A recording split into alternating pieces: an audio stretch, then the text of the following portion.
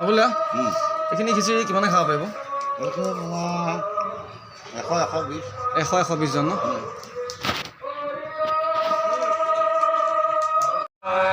নমস্কাৰ, এয়া আমাৰ এফুলীয়াগুৰি স্থিত হৰিহৰ মন্দিৰ আৰু আজি হৰিহৰ মন্দিৰতে শিৱৰাত্ৰি পালনৰ সম্পূৰ্ণ দিহা কৰা হৈছে। ইতিমধ্যে আজি প্ৰাৰম্ভিক প্ৰস্তুতি ইতিমধ্যে সম্পূৰ্ণ হৈ উঠিছে। এটা সুন্দৰ প্ৰাকৃতিক পৰিৱেশত অৱস্থিত আমাৰ এই হৰিহৰ মন্দিৰ। ইয়াত যথেষ্ট ভক্তৰ সমাগম হয় আৰু এই শিৱৰাত্ৰিৰ মূল যি প্ৰসাদ খিচিৰি, সেই খিচিৰিৰ আজি আয়োজন চলি আছে আৰু কেনেকৈ খিচিৰি বনোৱা হয় এই সমগ্ৰ প্ৰক্ৰিয়া মই আপোনালোকক আগবঢ়াইছোঁ। সমগ্ৰ ভিডিঅ' চাই থাকিব। এয়া যে দেখিছে কেৰাহীটো, ইয়াতে 8 কেজি মচুৰ দাইল আমাৰ ভকতসকলে প্ৰথমতে বইল কৰি লৈছে আৰু দালিখিনি প্ৰায় সিজিছে। এতিয়া দালিখিনি সিজাৰ পাছত ইয়াতে তেওঁলোকে চব্জি দিলে আৰু এয়া চাউল ধুনীয়াকৈ তেওঁলোকে টুকি ৰাখিছে, প্ৰায় 2.5 কেজি জহা চাউল। এয়া যিখিনি চব্জি দি দিলে তাতে আছিলে কবি, ৰঙালাও, আলু, গাজৰ, জলকীয়া। এয়া আমাৰ মূল ৰান্ধনি বাবুলি দা।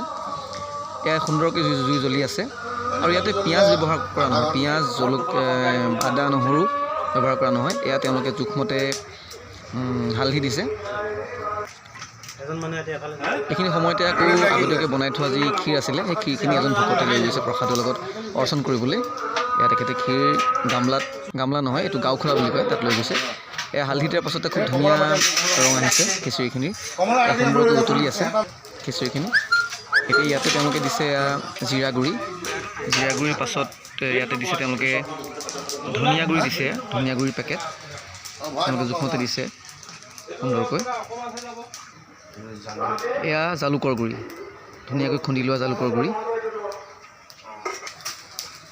এই নিমখ দিয়া কথাটো কিন্তু আচৰিত, তেওঁলোকে এবাৰেই নিমখ দিয়ে আৰু ইমান ধুনীয়াকৈ জোখত নিমখ দিব পাৰে আৰু সুন্দৰকৈ জুই জ্বলি আছে। এয়া মহাদেৱৰ এখন ফটোৰ তলত সুন্দৰকৈ তেওঁলোকে খিচিৰি ৰন্ধন কৰি আছে। এতিয়া যিখিনি জহা চাউল আছিল, প্ৰায় 2.5 কেজি 8 কেজি চাউলৰ 8 কেজি দালিৰ বিপৰীতে 2.5 কেজি জহা চাউল। এতিয়া চাউলখিনি দি দিলে ইয়াতে।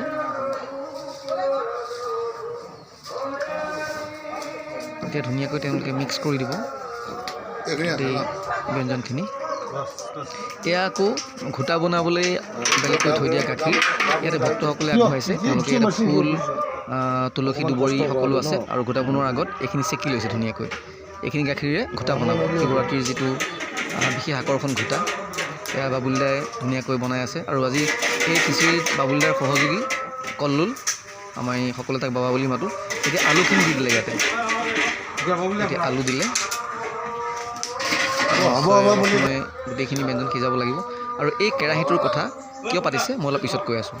এক্সট্ৰাকৈ এটা সৰু কেৰাহী তেওঁলোকে পাতি ল'লে আৰু কিয় পাতিছে মই কৈ আছোঁ অলপ পাছত। এয়া ধুনীয়াকৈ দেখিছে খিচিৰিখিনি উতলি আছে, এটা খুব ধুনীয়া ৰং হৈছে। আৰু এয়া ঘিউ, এয়া 100 গ্ৰামৰ ঘিউৰ বটল ধুনীয়াকৈ গলাই লোৱা হৈছে আৰু এনেকুৱা ঘিউৰ বটল মই দেখিলোঁ তেওঁলোকে প্ৰায় 5টা দিলে, মানে 0.5 কেজি। এই যে কেৰাহীটো তেওঁলোকে ৰেডি কৰি লৈছিলে, ইয়াতে মই দেখিছোঁ কল্লুলে প্ৰায় 1 লিটাৰ তেল ইয়াতে দিলে।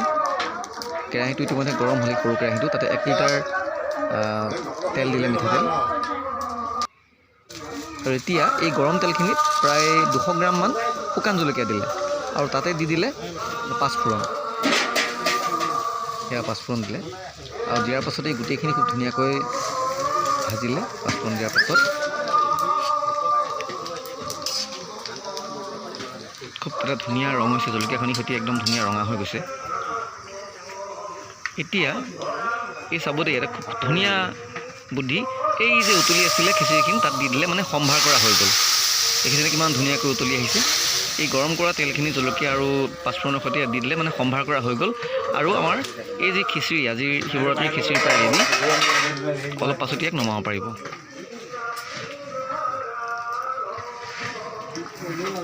খিচিৰি প্ৰায় হৈ গৈছে। এয়া চাওক, এতিয়া জুই নমাই, মানে জুইখিনি অলপ কমাই দিছে, অঙঠা বাহিৰলৈ উলিয়াই দিছে আৰু জুই কমোৱাৰ কৌশলটো বেলেগ ধৰণৰ। এতিয়া কি কৰিছে তেওঁলোকে চাব দেই, এয়া অঙঠাৰ ওপৰত এয়া কলগছৰ সৰু সৰু টুকুৰা এইবোৰ ওপৰত দি দিলে, যাতে জুইৰ তাপটো আৰু খিচিৰিলৈ নাযায়, কিয়নো খিচিৰি ইতিমধ্যে হৈ গৈছে আৰু বেছিকৈ জুই থাকিলে তলত ধৰি ল'ব পাৰে। এতিয়া খিচিৰি তেওঁলোকে ধুনীয়াকৈ বেলেগ এটা বাচনত নমাব। এয়া জুই খিচিৰি হৈ গ'ল আৰু ধন্যবাদ। আৰু এই ভিডিঅ' শেষলৈকে চোৱাৰ বাবে সকলোকে ধন্যবাদ জ্ঞাপন কৰিলোঁ। আৰু যদি ভাল পাইছে মোৰ চেনেলটো ছাবস্ক্ৰাইব কৰিব আৰু লাইক কৰিব, শ্বেয়াৰ কৰিব। ধন্যবাদ।